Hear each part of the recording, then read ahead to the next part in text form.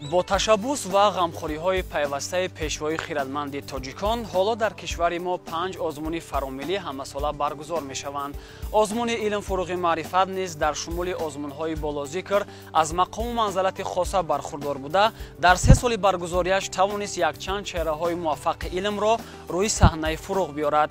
қаҳрамони мавриди назари мо ғолиби озмуни илм-фуруғи маърифат буда дар ҳамин даргоҳ дарс мегӯяд ва ҳоло мо ба суроғаш меравем.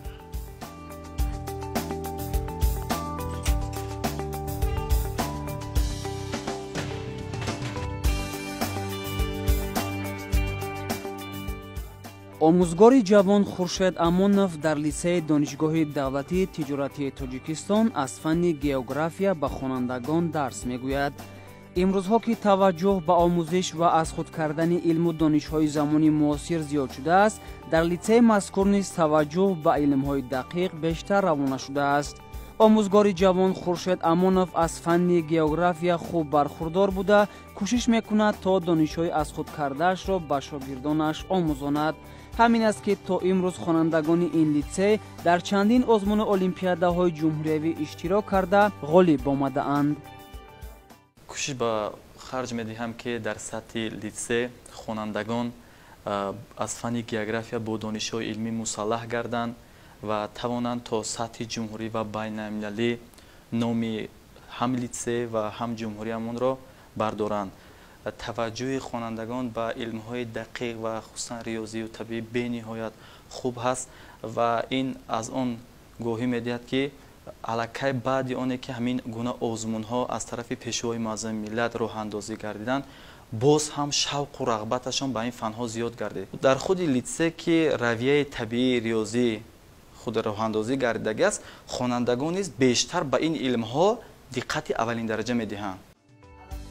тавре аз рафти дарсгузаронӣ маълум гардид, омӯзгори ҷавон кӯшиш мекунад ки шогирдонаш аз фанни география бо донишҳои илмӣ мусаллаҳ гарданду аз илму технологияи навин бархурдор бошанд. таваҷҷӯҳ ва завқ нисбат ба фанни география ӯро водор намуд ки дар озмуни ҷумҳуриявӣ илм-фуруғи маърифат ширкат варзида ғолибият ба даст биёрад. ӯ аз иштирокаш дар озмуни мазкур таассуроти хуб бардошт кардааст. ман дар даврҳои якум, дуюм ва то даври ниҳоии озмун иштирок кардам, ғолибиятро ба даст овардам. озмун ки зери роҳбарии пешвои миллат ҳаст, бевосита ин озмун шаффоф баргузор мегардад ва он довароне ки дар озмунҳо пешбинишудагӣ ҳастанд, бевосита устодоне ҳастанд, мутахассисони соҳа ҳастанд ва онҳо бештарашон муаллифи чандин китобҳо дар соҳаи худ ҳаст. аллакай мардуми мо дарк карданд ки иштирок дар чунин озмунҳо дар баробари оне ки дониши худро зиёд мегардонанд, соҳиби маблағҳои пулӣ низ мегарданд ки ба воситаи ин озмун ҳам зиндагии худро хубтар мегардонанд, ҳам донишҳои худро мустаҳкамтар мегардонанд ки боиси пешрафти кишвари азизамон мегардад.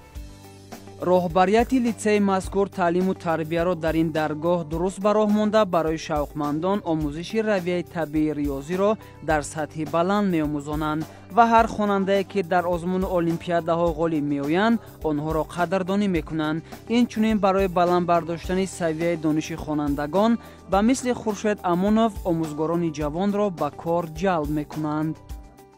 як нафаре ҳастанд ки истеъдоди фавқулода доранд, зеҳни фавқулода доранд ва дар дарсҳо низ ҳангоми тадриси фанни география ба хонандагон аз методҳое истифода мебаранд ки қариб дар дигар омӯзгорон, дигар муаллимон мо ин чиза эҳсос намекунем ва вақте мо бо ин нафар шинос шудем ва хостем ки он каса ба кор дар муассисаи таълимӣ ҷалб кунем, бо он кас ҳамсӯҳбат шудем ва аз мушоҳидаҳо аён гардид ки ин кас истеъдоди таври қайд кардем фавқултабиӣ доранд ва ҳатман мо ин гуна ҷавононро, ин гуна кормандонро дар муассисаи худ ба кор албатта ки ҷалб мекунем ва ҳоло мо дар як озмуни байналмилалӣ дар шаҳри Смоленск, Федератсияи Россия иштирок кардем ки аз 270 нафар хонандагони мо 200 нафари онҳо соҳиби ҷойҳои ифтихории якуму дуюму сеюм ва дипломҳо гардиданд.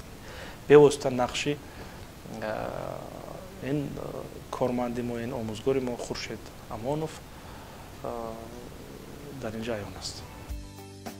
озмуни ҷумҳуриявӣ илмфурӯғи маърифат дар рушди илму технология ва ноил гардидан ба дастовардҳои илмӣ, кашфиёту ихтироъкориҳо мусоидат мекунад. мо ба Хуршед Амонов ва дӯстдорони илмҳои дақиқ барор мехоҳем. бигзор ҳамеша пирӯзу сарбаланд бошанд.